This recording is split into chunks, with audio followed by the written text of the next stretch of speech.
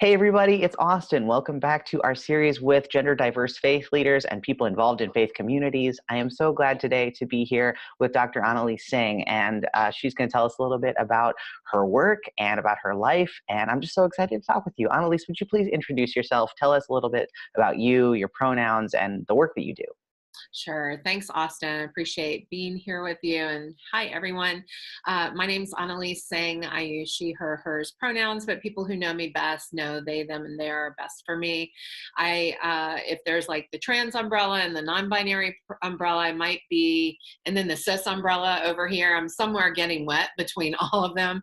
I definitely have a lot of perceived cisgender privilege, but genderqueer femme probably feels the best for me. I have a pretty femme expression, but when I get up and before I put clothes on, I'm like, what is my gender? Sometimes gender questioning feels best for me, but I certainly have a lot of cis privilege and I use that all the time.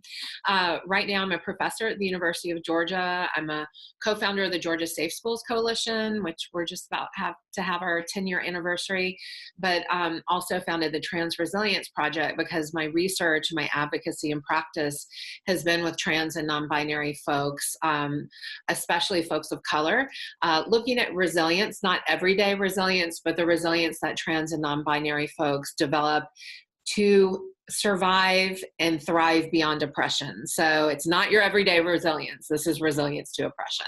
So again, thanks for having me here and excited to talk to you about lots of stuff. Yeah, I'm so excited. And I'm glad you brought that up because my favorite book of yours, and we have this as one of our recommended books, but my favorite book that you have is this one right here. This is the Queer and Transgender Resilience Workbook, Skills for Navigating Sexual Orientation and Gender Expression. And I love this book. This is such a great, just working through it, looking through it. It's great for everybody. I feel like this is the kind of stuff that can be used in so many different contexts. And I'm glad that you wrote it. Awesome. Thank you. It was actually very cathartic to write. I feel like I wrote it for like my inner queer and genderqueer femme kid inside of me, but I think I wrote it for like all of our whole community. We could actually get beyond just surviving. Like resilience is so important to have as queer and trans folks, but I think I can't wait to dream up a future where we get to thrive and be supported in what my culture calls our dharma or our purpose in life. Hmm. Well, that brings us into a nice segue here. You're so good at these segues. Would you tell us a little bit about your faith background growing up? Is it the same as it is now, or was it the same as it is now, or how did your faith sort of shift throughout your life? Can you tell us a little bit about that story? Yeah, sure. I actually was raised in the Sikh religion. It's spelled Sikh. Some people will say Sikh, but if you're in South Asia, it's pronounced Sikh. And I was raised in that religion, and I still identify as Sikh today. It kind of emerged from this word in Sanskrit to mean disciple or teacher, but Sikhism is basically about a 500-year-old religion that grew out of Hinduism.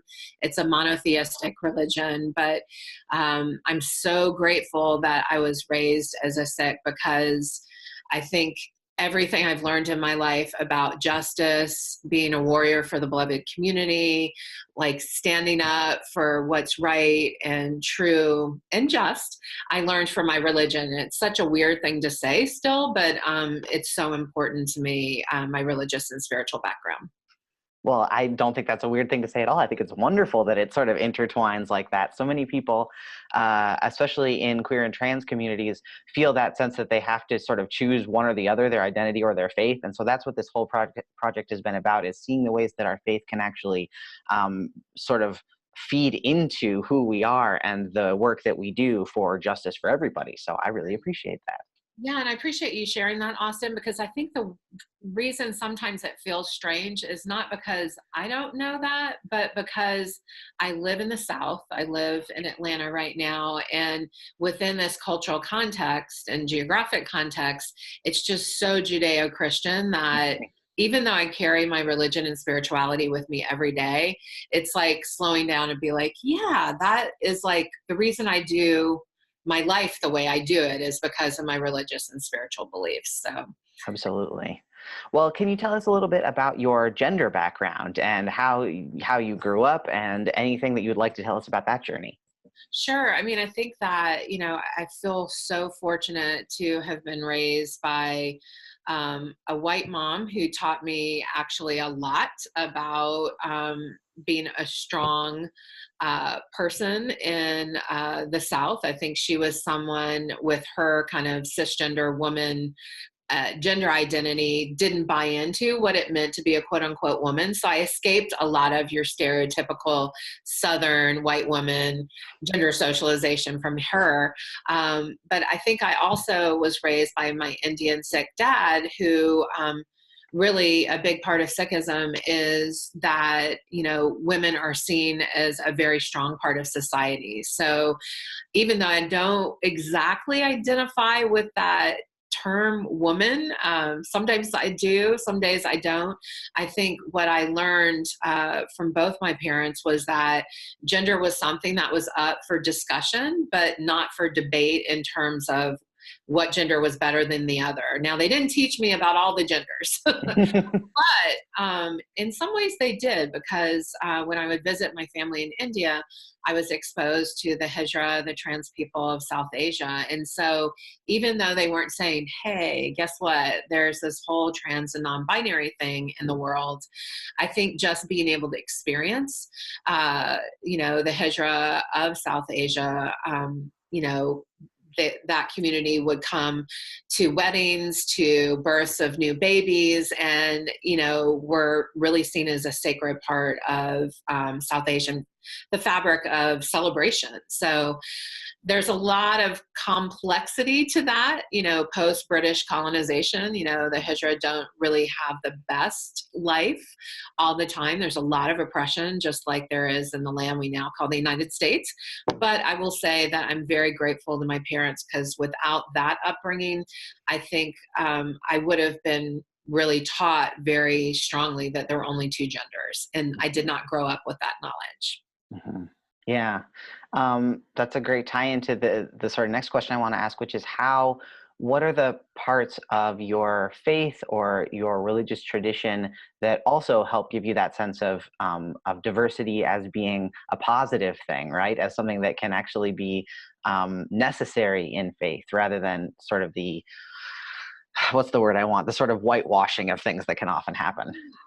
Yeah, well, I think, it was very interesting. My mom actually converted to Sikhism. Mm. She was raised Methodist. And so I think what was really interesting is that I was raised by an Indian dad who definitely valued Sikh belief systems. And we went to Gurdwara, which is the word we use to describe what might be your temple or your church or holy place of worship.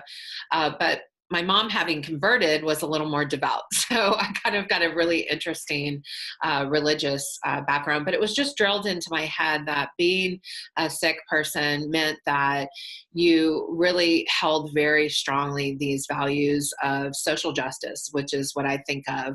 So at the time that Sikhism was developed about 500 years ago, there was a pretty huge caste system that still exists in South Asia. And so I really see my religion as being created to break that. So the first guru, Guru Nanak, said, there is no Hindu, there is no Muslim.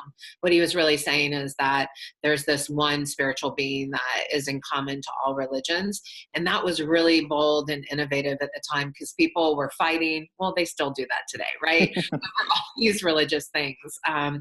But I think just it was drilled into my head that, being a good Sikh means that you're living a life of what's called seva, SEVA, of community service.